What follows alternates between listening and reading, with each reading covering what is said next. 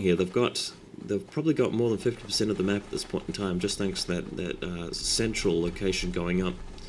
Space Marines, on the other hand, looks like we've got an armory going up in the background. Well, it's a pretty late armory, but armory is going to be needed for the tier 2 upgrades, and it's probably the time that he's reached tier 2 by now. So now the Dark Eldar have returned to the outer reaches at the top, and over to the 1 o'clock listening post here, charging straight into it, getting into position, hitting at the top of the stairs. Nice position there for them. Looks like that listening post rather is going to be destroyed by the time the Space Marines arrive. Looks like we've got a homunculus laboratory. This is a sort of mid-tier Dark Eldar unit, building, and it's good for upgrading special abilities and unit upgrades and that type of stuff, as well as the homunculus unit itself. Now, led by the Icon, these Dark Eldar warriors are charging straight into the Space Marines, and it's time for them to retreat. We've got the sniper rifles at the left here, taking a couple of shots before running away. And these Space Marines definitely look overrun, especially with the Dark Eldar using their special abilities all over the Space Marines here. And they're totally forced to retreat. The Space Marines picking off some shots as they can, but it's not until they get back to this listening post that they're able to really get into cover and force the Dark Eldar back. So looks like this warrior strategy seems to be dominating the early game. I'm not sure if they'll be able to keep up the class, so to speak, against the Space Marines later in the game, but they're certainly doing well. These warrior squads are fairly cheap, I believe, and pack a lot of firepower. It's just that they don't have a lot of ability to sort of really cut into the Space Marine territory and put a lot of pressure on, relative to what the Helions and jet bikes are usually capable of achieving. But now is the time that the Space Marines got some heavy bolters, so this is what he needed to really be able to put the pressure on the Dark Eldar player. And we've got the scouts getting into position already with their sniper rifles. So now heavy bolters setting up. Time to do some damage, and blam blam, here we go. But Dark Eldar player's not faced by this at all. He's got the retinue with the 2 Incubus, not to be confused with the modern rock band, but the Archon with the two warriors there as bodyguards. Just charging straight into the thick of it, and with all of this Dark Eldar warrior firepower, once again the Space Marines are retreating, and there's the chaplain just arrived using his morale shot just to break the morale of one of those Dark Eldar warrior squads. Looks like the Dark Eldar warrior squads have got some leaders upgrading too, if I can tell correctly there. Not quite sure. And once again this Dark Eldar ability going off over the Space Marines. And we've got a homunculus showing up here. This is the unit towards the center of the screen, wearing a sort of dress outfit here, and he's firing the purple spray gun type thing. And that little contraption standing next to him is a torch ramp. That's something which reduces the morale of nearby enemy units. Chaplain's been killed, so that mighty chaplain has been laid low on the field of battle. Things not looking great for the Space Marines. They've been forced back once again to the safety of their listening post here over at their sort of secure 3 o'clock position. Sorry, that's the 9 o'clock position, my mistake. And Archon retreating. Looks like he's got one Incubus warrior left in the combat, and he's been laid low, shot down by that turret there. But back to the camp here for the Dark Eldar.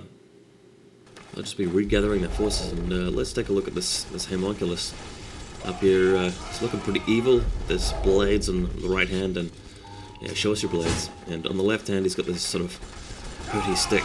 He's got the tube which fires the green spray.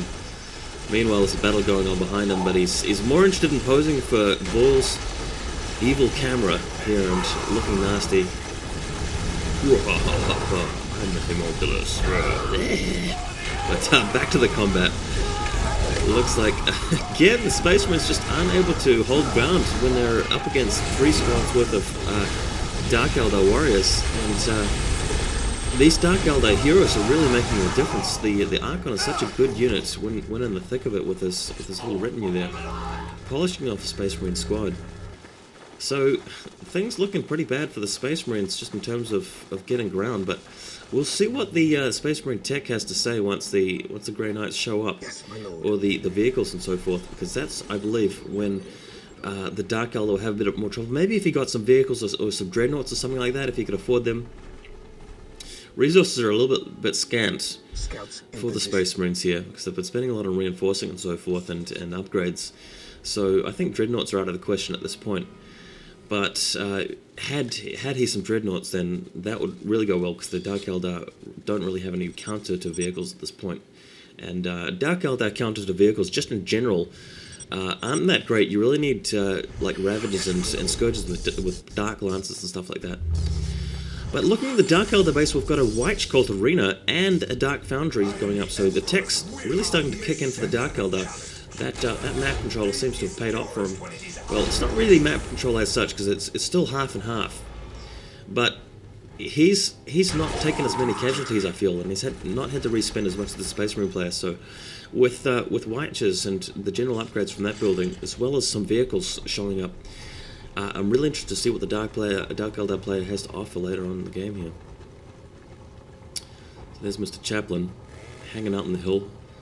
Maybe he's a bit of a scout, sort of a forewarner of any Dark Eldar coming their way, and that... yep, does look to be what the Dark Eldar is doing.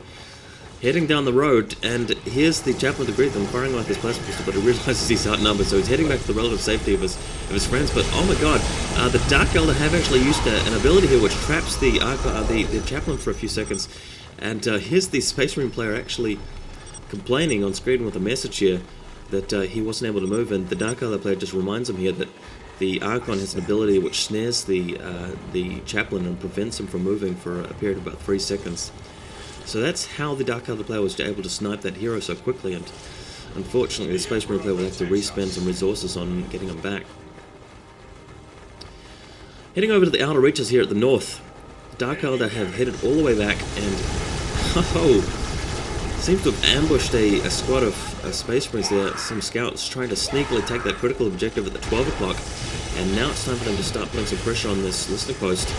Space Marines getting position with sniper rifles and heavy bolters, but the Dark Eldar player is not going to have any of that. Charging straight into the thick of it, getting some weapons going, and it looks like a minefield to the left here, so it looks like the Space Marines have got a defensive position here as well. Not really quite sure what they're waiting for, but here we go. The Grey Knights have shown up finally. It's about time the Space Marine player got something like this, and the Dark Eldar are retreating once again after some bullets went off. You might have seen like a green sort of pool there. That's the corrosive ability of the Dark Eldar to just reduce the enemy's armor. But Space Marines have got some tech now finally, and they appear to be pushing forward. Getting into position here, looks like, oh, they've got the Librarian showing up as well. So the triple hero, as is common.